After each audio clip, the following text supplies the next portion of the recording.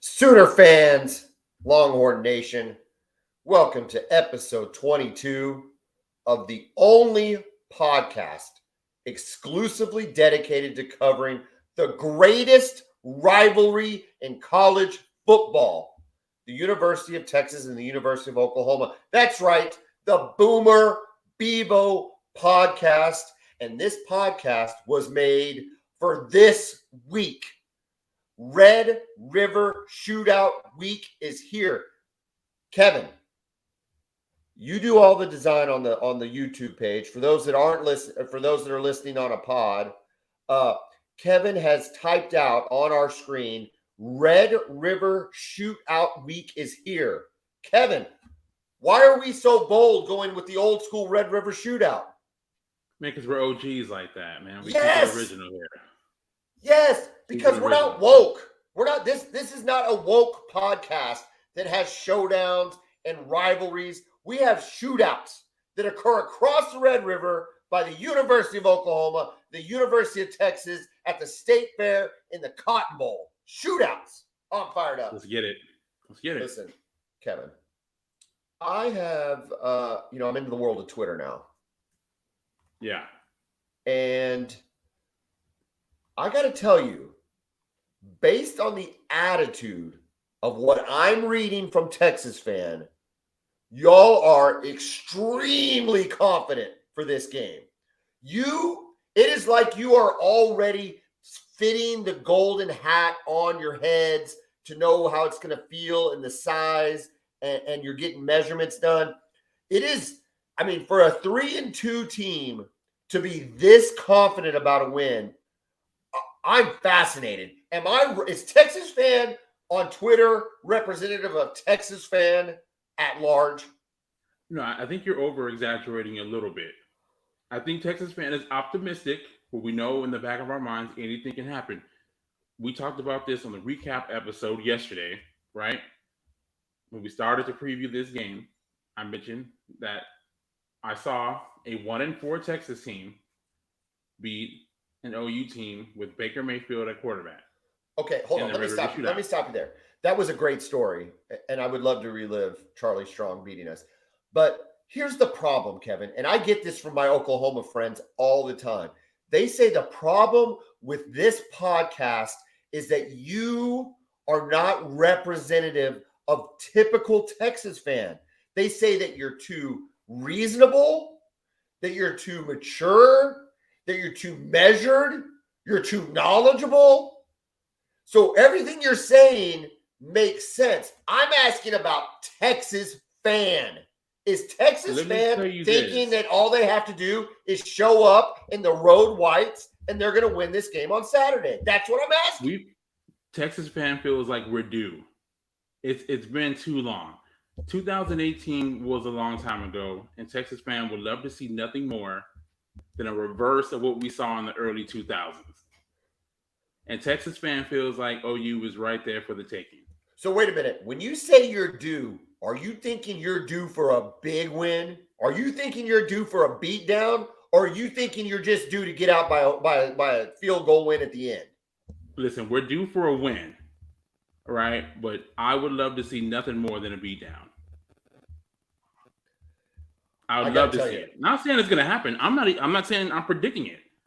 But I would love to see it, man. There's a lot of pent-up frustration there over the last decade, but especially the last 5 times we faced off against the Sooners, especially after what happened last year, where we felt like we were better for most of the game and just completely collapsed in the second half, especially the fourth quarter. So there's a lot pent up in there. Conversely, on Twitter, it looks like Oklahoma Fan is in the depths of despair. It looks like Oklahoma Fan thinks there is no chance we're going to win this game. The 2 losses we've suffered have so severely bruised our ego, our sense of self-worth, any sort of confidence we've had in this coaching staff, any confidence we've had in the players, any momentum. Kevin, there are some on Oklahoma Twitter that are questioning, should we even play the game? I don't know. It's just what I read. It's just what I read on Twitter. I don't know. That's what I believe saw. Everything you read. It's Twitter, man. Come on. Twitter. You can't get too caught up in that stuff. Here's why they're freaking the freak out. And I got to tell you, I'm not too far off. What in the world is Brent Venables going to do at quarterback? I mean, if Bevel is any indication, horrible spot to be in. It's a horrible spot for him to be in right now. Listen, we have not heard official word on Dillon Gabriel, and unlike the NFL, I doubt there will be an official word. It'll be one of these deals where he's not warming up, or in a quick Dillon's not able to go. Yeah, but I don't think he's playing. I don't think I made that clear in the last episode. I don't think he's playing. I don't think they're rushing him out. And to be fair to the hardcore OU fan, the performance at TCU, we're not even begging to have him rushing out, right? I mean, it's not like he's going to come out and blow the doors off, because if the TCU performance was, I disagree with that. You think he's going to? So wait a minute. You're saying no. I don't disagree that he's going to play. I disagree that you're a much better football team with him out there. Well, yeah. I mean, I know the TCU performance was, but no. You need Dillon Gabriel for this game. Okay, you're right. He gives us our best chance to win. By far. Okay. However, his performance in the TCU game doesn't even if Dillon Gabriel was playing, it's not like we would be counting our money at the betting window right now with Dillon Gabriel playing based on the way he played at TCU. Is that fair? Enough. Yeah, fair enough. So if he's not playing, however, oh my God, Bevel, that is nerve-wracking. I have joked with numerous people that we should put Mims and run the Wildcat. Okay. This is a serious suggestion. I have no inside information. I've never seen a practice. I would love to be invited, as a member of the media or something. But I think you got to roll with Evers. I think you got to go with the kid that has the least amount of scar tissue, the least amount of knowledge of what's happening around him, and somebody that's just that has no pressure on him. Run out and just sling it. Heavy doses of run. Game. Dude, what are you going to do? You're going to run Bevel out there? The dude was shell-shocked, Kevin. He had no idea what was happening around him. He couldn't make a decision, and you want to go play in the Cotton Bowl against you guys who right now your defense is flying to the ball. At least they were with West Virginia. I don't know, dude. I don't know that Bevel's the answer. I mean, maybe they're going to get him ready and coach him up, but come on, dude. You've got to be telling me that Texas fan is so fired up right now to see Davis Bevel, they don't even know what to do with themselves. Listen, man, we're fired up, but again, we're fired up mainly because we're just due, man. And after what happened last year, we are just ready for another shot at you guys. More than anything, man, we need it. We got to have this one. All right, okay, speaking of quarterbacks, any update? Man, look. Did Sark said in his press conference? He did. Okay. He had his press conference this morning. Okay. He said that we're as healthy as we've been in weeks at the quarterback position, is what he said. All right. They asked him, okay, well, based on how Hudson Card has been performing, are you, tempted to roll out with him even if Ewers is healthy? He said, we're going to roll with whoever gives us the best chance to win on Saturday. So take that how you will. Well, no, how do you take it? How do you take it? I feel like if Ewers is ready to go, he's going to go. Again, he gives you the best. If he gives you the best chance to win, if he's healthy, it's got to be him. Prepare Hudson Card like he's been preparing all year. But if it's Ewers, if he's ready to go, put him out there. Put him out there. This is going to sound weird. I think Ewers is the better quarterback. I've been clear about that. If that 2 quarters against Alabama is any indication of what the potential of this kid, he's going to be a very good quarterback. It wasn't even one full quarter. He did all that, and yeah, he's going to be a very good quarterback. Okay. However, You've got a wounded Oklahoma team. Mm-hmm. You need a leader that people are trusting and that is not going to make mistakes. And even though you've had losses, especially an inexplicable one at Texas Tech, even though you've had losses, they haven't been Card's fault. He has played incredibly solid football. You know what you're going to get. At this point, he's not losing the game for you. Are you sure you don't want to make the argument that Hudson Card gets the start? Because isn't he good enough to beat this Oklahoma team as it's composed of today? Yes, he is. I believe he is. But again, if Ewers is your guy and he is ready to go and he is healthy, it should be Ewers. I hope they start Ewers because you know what? We will light him up. He's a true freshman or he's whatever, redshirt freshman, doesn't matter. He's a redshirt freshman. He will get rattled by the crowd. He'll get rattled by the expectations. Our better option for Oklahoma is to have Ewers start. I'm just going to say it right now. I hope they start the kid. Sark, big listener to the BBP, start Ewers, and we will light him up. We will light him up. I'm not sure your secondary agrees with that. I don't care about the secondary. Listen. When he's throwing bombs over their head. Look, dude, here's what we're going to do. We're going to rush 7. Receivers who are open by 10 yards. Rush 7, play 4 deep. That's all I'm saying. Rush 7, play 4 deep, and just beat that kid down. Beat that kid down. Man, look, I think we can win this game with either or. I think that I'm right. I think I'm right, and you're sitting there thinking that there's some way to talk your way out of it, and you're thinking, maybe we should go with Hudson Card. Maybe we should go. Maybe Hudson Card's our guy. Safe choice. No, man. Y'all don't want no part of Quentin. You really don't want any part of Card either. I'm being honest. What else? Card gets you with the run game. What else did Sark say at the press conference? He was asked if the team is gonna look at what happened against TCU and think it gives them some sort of advantage, and he's like, look, we're not good enough for that. Basically, we're not good enough to be looking at what happened in last game and thinking that gives us some sort of advantage.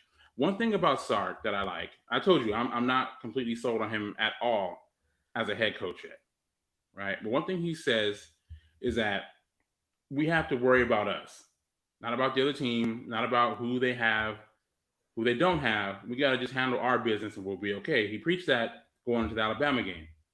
And for the most part, obviously they didn't win the game, but it allowed them to be competitive. Sure. Right? By focusing on themselves. So I think if they come in with that same mindset, they'll be okay this weekend. Listen, the worst thing that can happen to Oklahoma is a Texas team that plays with the confidence that they played with against Alabama. Yeah. The best thing that happened to Oklahoma, the best thing that could happen to Oklahoma is they treat the loss to TCU as evidence that they can just walk in and win the game. I mean, that's the two mindsets that Sark is talking about and having to compete against and balance. And for Oklahoma fan, yes, TCU killed us. We have no chance of winning. Oklahoma's terrible. But if they cut out that rat poison and say, you know what, we do what we do, they've got if they play like they played against Alabama, Oklahoma is in for a long day. I will give you that. Yeah. We'll see how they show up, right? And again, I hate to keep bringing this up, but it's just like in 2015. Look, the players are human, right? If you are playing against a team that's 1-4, right? You think they're 1-4. What the hell are they gonna do with us? And then you get there and it's like, oh, we're in a fight here, and it goes down to the fourth quarter. You end up losing a football game. It can happen, and this is not a bad OU team. I don't care what's happened against TCU and Kansas City. This is not a bad football team. The team is full of players that have won a lot of big games, that have played in and won a lot of big games. Brent Venables, right? He's having his adjustment as being a head coach, right? And adjusting to these players. But he's a guy who has coached in and won a lot of big games. So this is not going to be a team that's going to walk on the field scared, intimidated, right? Even though things aren't going your way right now, the OU team is going to show up ready to go. And Texas has to have the same mentality or they're going to lose the football game. Straight up. The reality, Kevin, I don't know that anything tops last year, at least in terms of, dramatics. But in terms of like a football game, because of where these two schools are at, 3-2, clawing to get back, playing for pride, literally Oklahoma can literally play to beat Texas, right? They know that in a real way, this is their season. Yeah. And Texas is in the same place. Everything's in front of them. This has the ingredients to create a really good football game, right? Correct. Because the talent level of these teams right now, Texas is still 3-2. Yes. As good as the loss at Bama was, is as bad as the loss at Texas Tech was. Yeah. And as good as the win at Nebraska was for OU, well, I don't even know. The TCU loss was abysmal, right? And so I still think, though, that from a quarterback, there's questions at quarterback. Sark's still new coach-ish. Defense has some players, but we're not completely sold on them. Same kind of thing. It has the ingredients to be a very competitive game. To me, the question mark is going to be OU quarterback and the game plan that develops from that. I can't wait to see how the rest of this week shakes out. For those listening on the podcast or watching us here on YouTube, we are going to try to do a show. We're going to try to do a show every day this week. It might not happen. But Kevin and I are going to try to pump out some content every single day because this is Christmas. Yeah. This is Christmas, Halloween, 4th of July, New Year's, Arbor Day, whatever you want. This is everything. Flag Day. What? Can't forget that. Flag Day. What, dude? All of it. I love Flag Day. My daughter has a calendar that's got like all the days, like National Don't Buy Anything Day and all this kind of stuff. I should look at that and get some more for the rest of the week to know what we need to throw into here. Long story short, this is a big week. This is what the Boomer Bevo podcast was invented to talk about. So for all you listeners that have been listening so far, thank you so much. It's been a lot of fun. It's been a lot of fun getting feedback. Please consider passing along our podcast this week to your friends because we would love to get Texas fan more engaged. We'd love to get more Oklahoma fans engaged. We know that our loyal listeners are going to be there. We just want to make the party even bigger. And so, again, wherever you get podcasts, we're available. Obviously, we're here on YouTube, the Podomatic page for KREF. Everything's been great. But please share us, get us out there, let people know what they can listen to this week because we're excited about it. Kevin, are you excited? Man, come on, man. I stay excited for this game. Listen to that. Even when it's not happening, man. Also, one more point. Since 2014, every game in the Cotton Bowl between Texas and OU, one-score game. Literally everyone since 2014. And there have been some fantastic ones. Since 2014, you have seen Baker and Ellinger go toe-to-toe. You saw Kyler and Ellinger go toe-to-toe. You saw Jalen Hurts. You had a quadruple overtime game that Kevin attended. You had all those games were Ellinger, by the way. All those games were Ellinger. Yeah. And then you had the greatest second half that an Oklahoma fan could ever have experienced. I will argue that until the day I die. It was so much fun to be a part of. I cannot wait to get down to Dallas. I cannot wait to get into the Cotton Bowl. More importantly, I can't wait to put out 4 more episodes of this because I could talk about it all day. But Kevin, we're going to end it for tonight. Boomer. Hook 'em.